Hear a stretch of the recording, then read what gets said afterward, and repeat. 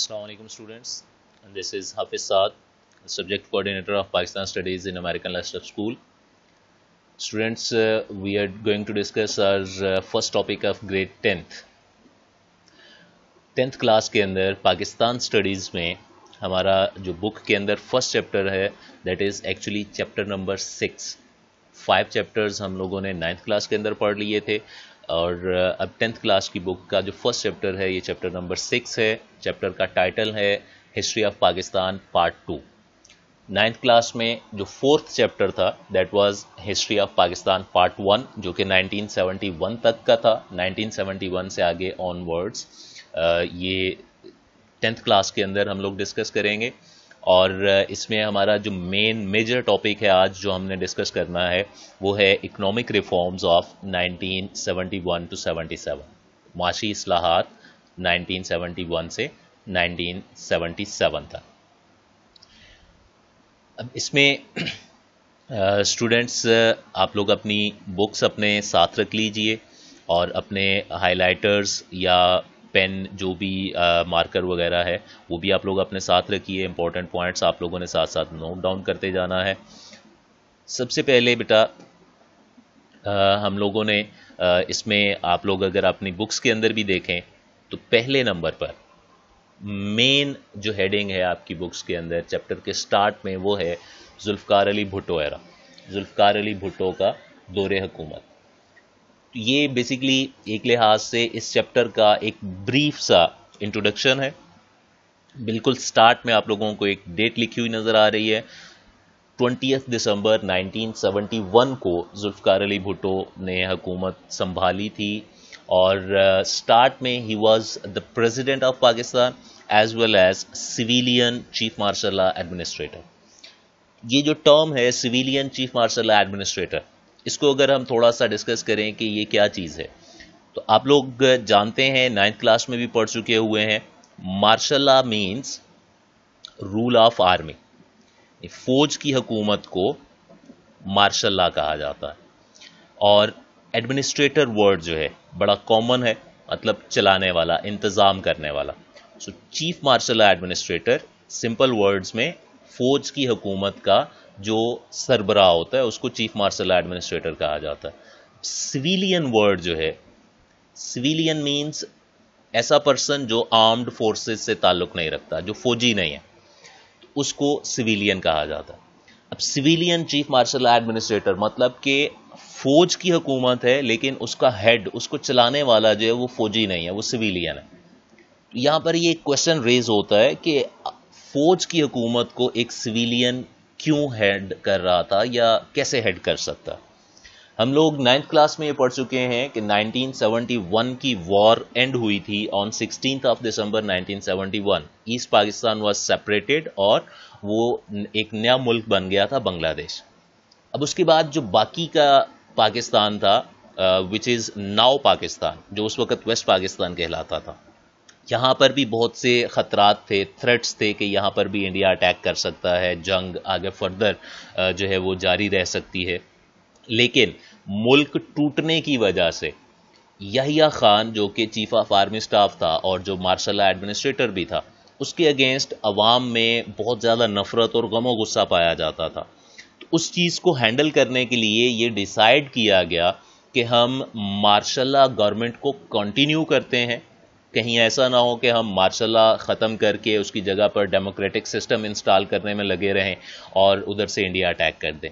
That's why it was decided कि martial law government continue रहेगी लेकिन उसका जो हेड था उसको चेंज करके उसकी जगह पर एक सिविलियन जुल्फ़िकार अली भुट्टो को मार्शल एडमिनिस्ट्रेटर अपॉइंट कर दिया गया था.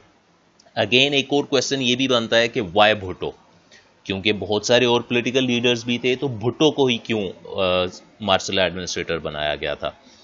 इसका आंसर भी हम लोग 9th क्लास में पढ़ चुके हुए हैं. 1971 के इलेक्शंस वेस्ट पाकिस्तान से पीपल्स पार्टी ने विन किए थे और पीपल्स पार्टी का हेड भुट्टो था, तो उस वजह से भुट्टो को गवर्नमेंट का इंचार्ज बनाया गया था या कंट्रोल उसको दिया गया था. ये दोनों पॉइंट्स बड़े इंपॉर्टेंट MCQ हैं. आपसे ये पूछा जा सकता है when did Bhutto came into power, that was 20 दिसंबर 1971. आपसे ये भी पूछा जा सकता है کہ پاکستان کا پہلا civilian chief martial law administrator کون تھا. یہ یاد رکھیے گا کہ ابھی تک پاکستان میں صرف ایک ہی civilian chief martial law administrator آیا ہے. The first and the last one till now was Zulfiqar Ali Bhutto.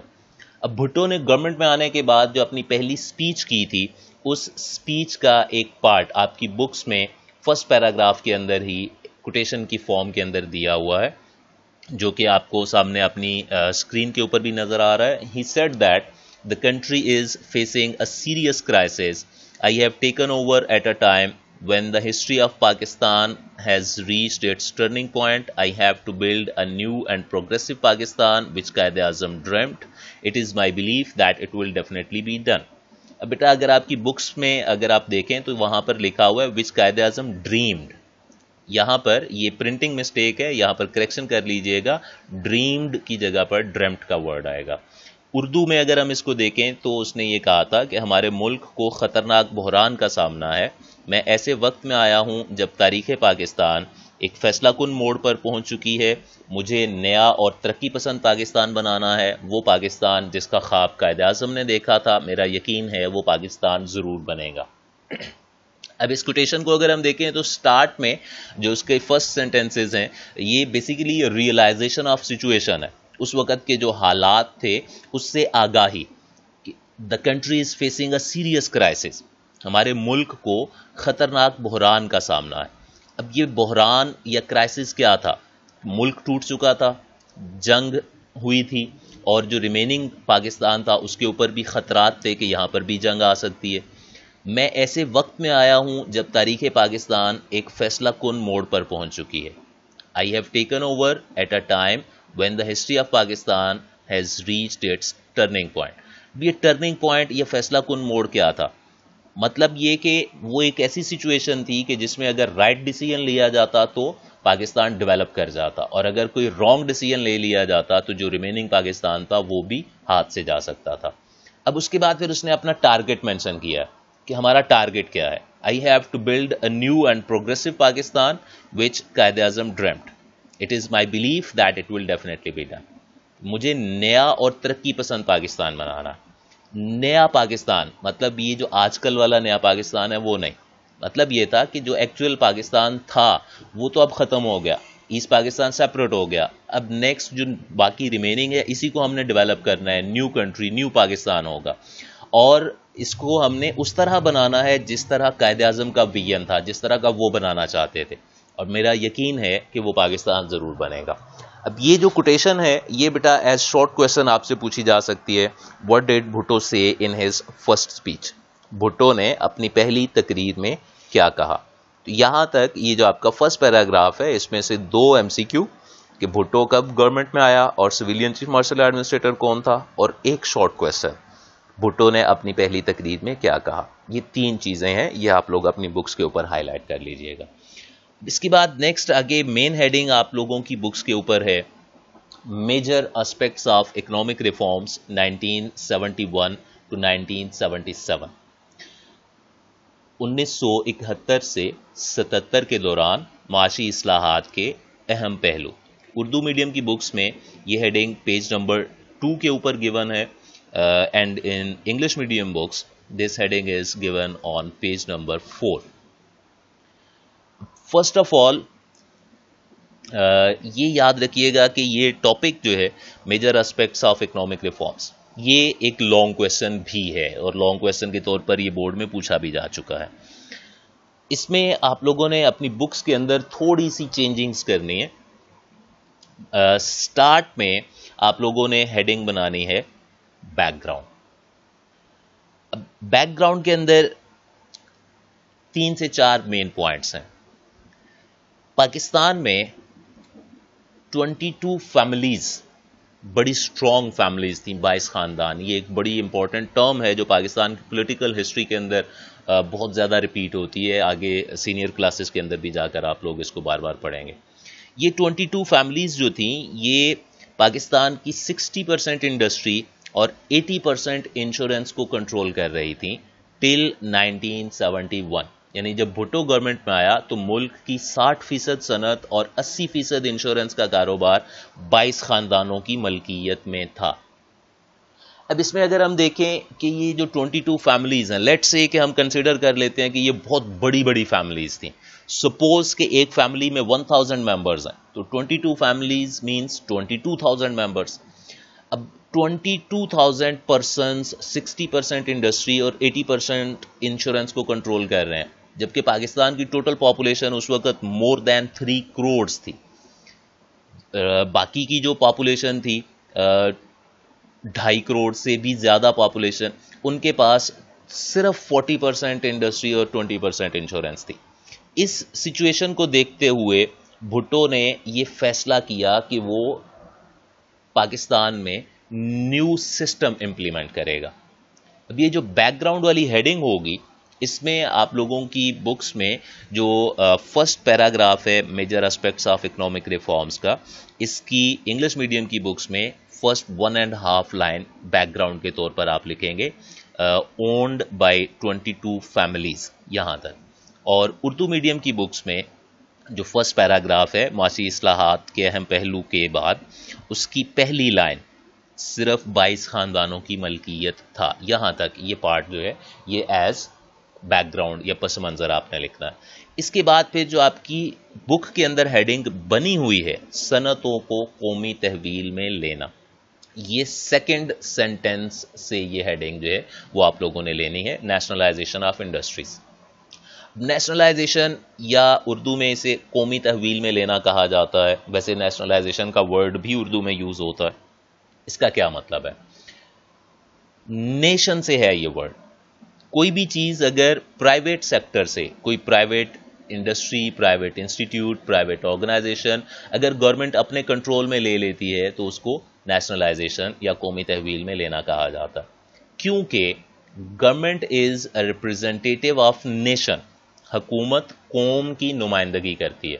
تو جو بھی چیز حکومت کے پاس ہوتی ہے وہ بیسیکلی پوری قوم کی ہوتی ہے، اس وجہ سے اس کو نیشنلائزیشن کہا جاتا ہے. اب نیشنلائزیشن آف انڈسٹریز میں بھٹو نے سب سے پہلے یہ کیا کہ اس نے جو 22 فیملیز تھیں ان کے پاسپورٹس کنفسکیٹ کر لیے، پاسپورٹس ضبط کر لیے آن 22 دسمبر 1971، یہ سوچتے ہوئے کہ انڈسٹریز کو نیشنلائز کرنے کی وجہ سے کہیں یہ لوگ اپنا سارا سرمایہ لے کر ملک سے باہر نہ چلے جائیں. تو سب سے پہلے ان کے پاسپورٹس کنفسکیٹ کیے گئے آن 22 دسمبر 1971. امپورٹنٹ ایم سی کیو ہے، مارک کر لیجئے، ڈیٹ ایم سی کیو کے طور پر پوچھی جاتی ہے. ڈفرینٹ 19 کمپنیز کو جو انڈسٹریل لائسنسز ایشو کیے گئے تھے جن کی ورتھ 100 ملین تھی، 10 کروڑ روپے کی مالیت کے صنعتی لائسنس 19 کمپنیوں کو جاری کیے گئے تھے. وہ لائسنس اس نے منسوخ کر دیے تھے. اب انڈسٹریل لائسنس بنیادی طور پر ایک اجازت نامہ ہوتا ہے جو کوئی بھی صنعت لگانے کے لیے حکومت سے اجازت نامہ لیا جاتا ہے. وہ جو 22 فیملیز تھیں انہوں نے اپنے ہولڈ کو، اپنے اثر و رسوخ کو استعمال کرتے ہوئے انلیگلی بہت سے لائسنسز ایشو کروائے ہوئے تھے، وہ لائسنسز اس نے کینسل آؤٹ کر دیے. اس کے بعد پھر اس نے ایک آرڈیننس ایشو کیا تھا 2 جنوری 1972 کو، اور اس آرڈیننس کے انڈر 10 بڑی صنعتیں قومی تحویل میں لے لی گئی تھیں. یہ پوائنٹ بھی ایم سی کیو کے طور پر پوچھا جاتا ہے. 2 طرح سے ایم سی کیو آپ سے پوچھا جا سکتا ہے. ایک تو اس کی سٹیٹمنٹ اس طرح سے ہو سکتی ہے 10 میجر انڈسٹریز ور نیشنلائزڈ آن، تو اس میں ڈیٹ آنسر میں آئے گی 2 جنوری 1972. یہ ریورس سٹیٹمنٹ بھی ہو سکتی ہے کہ 2 جنوری 1972 کو کتنی صنعتیں قومی تحویل میں لی گئیں، تو اس کا آنسر ہوگا 10 انڈسٹریز یا 10 صنعتیں. اس کو بھی as an M C Q mark کر لیجئے گا. اس کے بعد نیکسٹ آپ کی بکس میں 10 میجر انڈسٹریز کے نیمز مینشن کیے ہوئے ہیں کہ یہ کون کون سی انڈسٹریز تھیں. اردو میڈیم کی بکس میں اگر آپ دیکھیں پیج نمبر 2 کے اینڈ سے یہ سٹارٹ ہو رہے ہیں، انگلش میڈیم کی بکس میں پیج نمبر 4 کے اینڈ سے سٹارٹ ہو رہے ہیں، اور سامنے آپ کو اپنی سکرینز کے اوپر بھی نظر آ رہے ہوں گے. First one was automobile industry, اس کے بعد پھر تھی بھاری اور بنیادی کیمیکل کی صنعت، کنزیومر گڈز انڈسٹری، فولاد سازی اور لوہے کی صنعت، heavy equipment industry, petro chemicals کی صنعت، سیمنٹ انڈسٹری، مفاد عامہ کی سروسز کے تحت آنے والی صنعت، ٹریکٹر انڈسٹری اور بھاری سامان برائے بجلی کی صنعت. ये 10 इंडस्ट्रीज थी जो उसने नेशनलाइज की थी 2 जनवरी 1972 को। इन इंडस्ट्रीज के नाम एज शॉर्ट क्वेश्चन पूछे जाते हैं। जनरल स्टेटमेंट भी हो सकती है कि write down the names of industries nationalised bye Bhutto. Bhutto ने कौन सी सनतें कौमी तहवील में ली, उनके नाम लिखें, तो उसमें आपने ये 10 के 10 नाम लिखने हैं। और इसी तरह से आपसे इसमें से एनी 4 और 5 नेम्स भी पूछे जा सकते हैं। मोस्टली 4 या 5 पूछे जाते हैं, लेकिन जनरल स्टेटमेंट भी हो सकती है, उसमें आपको पूरे 10 नेम्स लिखने होंगे। तो ये इंडस्ट्रीज नेशनलाइज कर लेने के बाद फिर उसने 20 डायरेक्टर्स को, जो डिफरेंट इंडस्ट्रियल यूनिट्स के डायरेक्टर्स थे, उनको बरतरफ कर दिया, उनको टर्मिनेट किया, उनकी जगह पर new directors, managing directors appoint किए गए। और 16 जनवरी 1972 को एक न्यू ऑर्डिनेंस इशू हुआ जिसके अकॉर्डिंग 11 मोर इंडस्ट्रीज वर नेशनलाइज्ड। अब ये जो 11 इंडस्ट्रीज हैं, इनके नाम बुक में गिवन नहीं है, सिर्फ ये डेट आप लोगों ने याद रखनी है, इसको मार्क कर लीजिए। 16 जनवरी 1972 को 11 इंडस्ट्रीज नेशनलाइज की गई थी। तो इस तरह से ये टोटल 21 इंडस्ट्रीज नेशनलाइज हुई। 10 इंडस्ट्रीज 2 जनवरी को और 11 इंडस्ट्रीज 16 जनवरी को। इसके बाद फिर आगे आप देखें तो आपकी बुक्स में नेक्स्ट हेडिंग है nationalisation of banks and insurance companies. English medium की बुक्स में पेज नंबर 5 के ऊपर ये हेडिंग बनी हुई है। उर्दू मीडियम की बुक्स में पेज नंबर 3 के ऊपर हेडिंग है बैंकों और बीमा कंपनियों को कौमी तहवील में लेना। तो एज लॉन्ग क्वेश्चन जब हम इस टॉपिक को अटेम्प्ट करेंगे तो इस हेडिंग को आपने स्प्लिट करके लिखना है।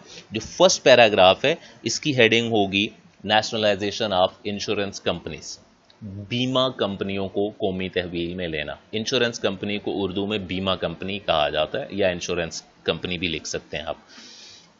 ये जो 22 फैमिलीज थी, इन्होंने अपने बहुत से प्राइवेट बैंक्स, पर्सनल बैंक्स और डिफरेंट प्राइवेट इंश्योरेंस कंपनीज बनाई हुई थी। उनका जितना भी प्रॉफिट था वो भी उन्हीं फैमिलीज के कंट्रोल में जा रहा था, कॉमन पब्लिक को उससे कोई बेनिफिट नहीं मिल रहा था। तो भुट्टो ने ये किया कि उसने ऑन 19 मार्च 1972 19 मार्च 1972 को जितनी भी प्राइवेट इंश्योरेंस कंपनीज थी उन सबको नेशनलाइज कर लिया और उन सब को मर्ज करके गवर्नमेंट सेक्टर में, गवर्नमेंट के अंडर एक न्यू कंपनी बना दी, स्टेट लाइफ इंश्योरेंस कॉर्पोरेशन। ये डेट एमसीक्यू के तौर पर पूछी जा सकती है कि when was state life insurance corporation established, या इस तरह से भी पूछा जा सकता है कि when were private insurance companies nationalised. इसी तरह से ये शॉर्ट क्वेश्चन भी बन सकता है कि स्टेट लाइफ इंश्योरेंस कॉर्पोरेशन का क़याम कब और कैसे अमल में आया। When was state life insurance corporation established and how. इसका आंसर जब आप लोग लिखेंगे तो उर्दू मीडियम की बुक्स में ये जो पेज नंबर 3 का सेकंड लास्ट पैराग्राफ है, इसकी सेकंड लाइन से स्टार्ट करेंगे। हुकूमत ने मुल्क के इक्तसादी इस्तेहकाम के लिए, यहाँ से स्टार्ट करके पैराग्राफ के एंड तक इस क्वेश्चन का आंसर होगा। और इंग्लिश मीडियम की बुक्स में जब आप इसका आंसर लिखेंगे तो पेज नंबर 5 के ऊपर जो लास्ट पैराग्राफ है, इसकी थर्ड लाइन से आप स्टार्ट करेंगे, for the economic stability of the country. यहाँ से स्टार्ट करके पैराग्राफ के एंड तक इसका आंसर होगा। इसके बाद नेक्स्ट पैराग्राफ जो है, इसकी हेडिंग होगी nationalisation of banks. English medium की बुक्स में ये पैराग्राफ पेज नंबर 6 के ऊपर है। नेशनलाइजेशन ऑफ बैंक्स, या बैंकों को कौमी तहवील में लेना।